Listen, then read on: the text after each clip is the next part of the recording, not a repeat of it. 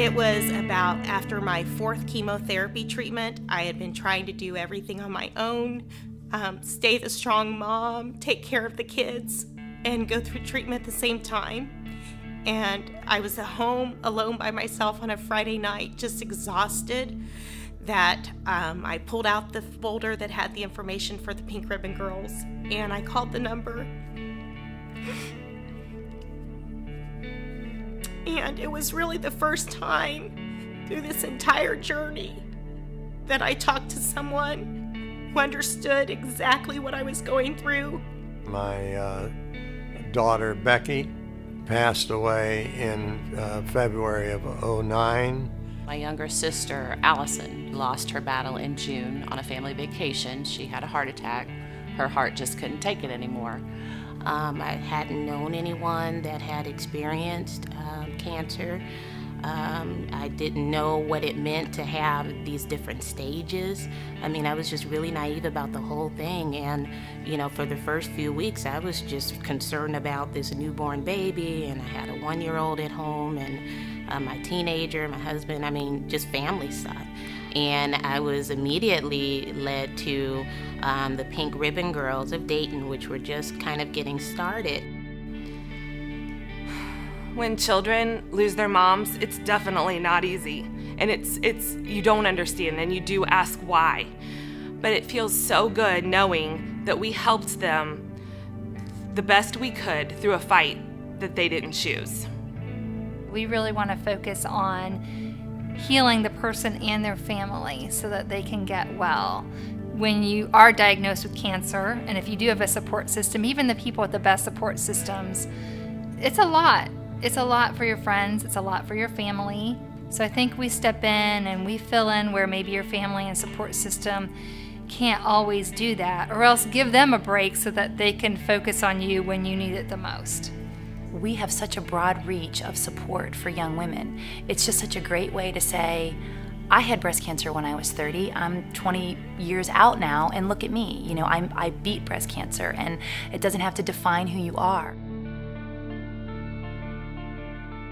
When my daughter was diagnosed with cancer 8 years ago, the community and her family and friends provided meals, transportation, help with her children, and they never gave up on her the whole time she was in treatment.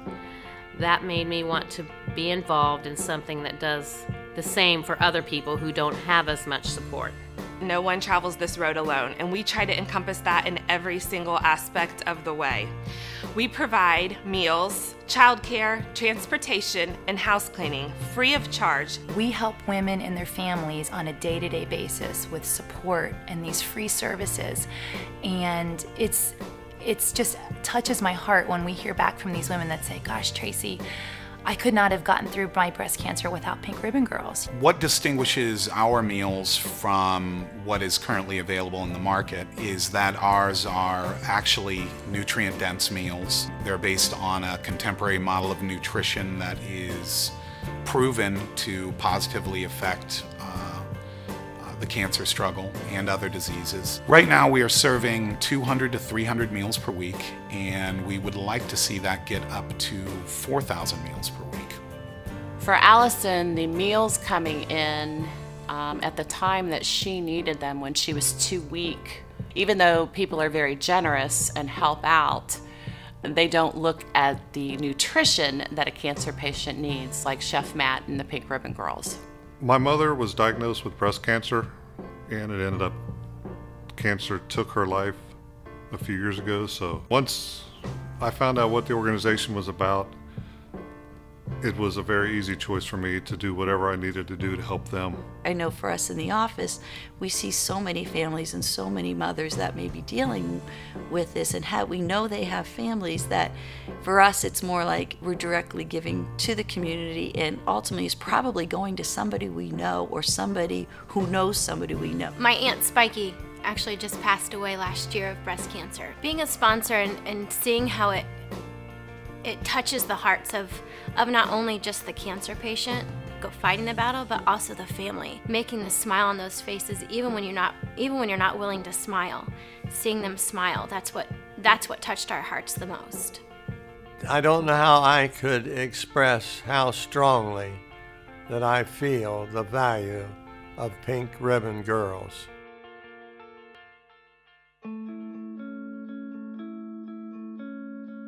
They asked to paint a truck pink, and I was like, I'm not sure about that. But as we investigated Pink Ribbon Girls and what it means and how we raise money with the truck is donating $1 for every yard that goes through those mixers, and we have 2 of them. Here's an organization that, as women are going through their treatments, worst time of their life, Pink Ribbon Girls are there. They're there to support them in any fashion, any means necessary. And Pink Ribbon Girls, working off of grant money. So this is the 2nd year in a row that we have turned our lime green fire engine, engine 24, pink, with them being in our backyard and helping our residents, not to mention the residents of all of Montgomery County. It's a great partnership. When we think of it and how it helps so many women that are suffering, and we know the suffering firsthand that people experience, it just is, we just can't say enough good things about it. So that's why we want to put Pink Ribbon Girls on our truck and make it pink and really get the word out. There's a lot of good organizations that look at cures and treatments, but I don't see as many that focus on the support of the family that's fighting this disease. Pink Ribbon Girls offers a great service that not only helps out the person that's actually fighting it, but the family that's fighting it along with them. Well, the Pink Ribbon Girls just needs to keep doing what they're doing because they are making a difference in a lot of people's lives. And I know those of us who've decided to join on board for this will be right there with the Pink Ribbon Girls to see this through.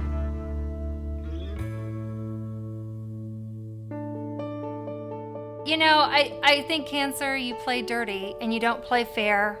You don't have any rules. You're sneaky and you are not a blessing. I've had a lot of wonderful things come into my life after going through this experience, but I wouldn't wish this experience on anybody.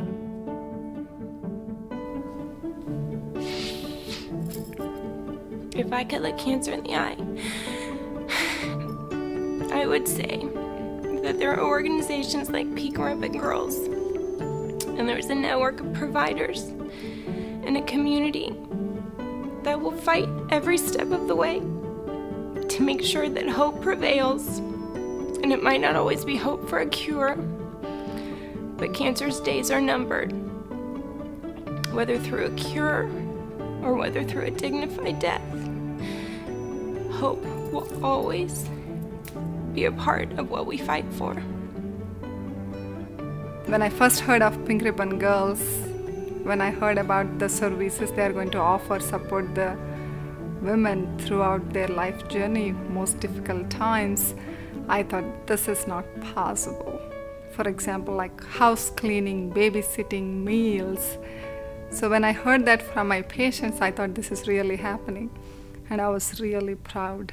As far as the people that we have behind us, our corporate sponsors, our community partners, you know, just our friends and family, you know, I just want to say a huge thank you for what you've done. You know, whether it's your time or your talents or your treasure, the way that you've been able to support Pink Ribbon Girls really is helping us be who we are.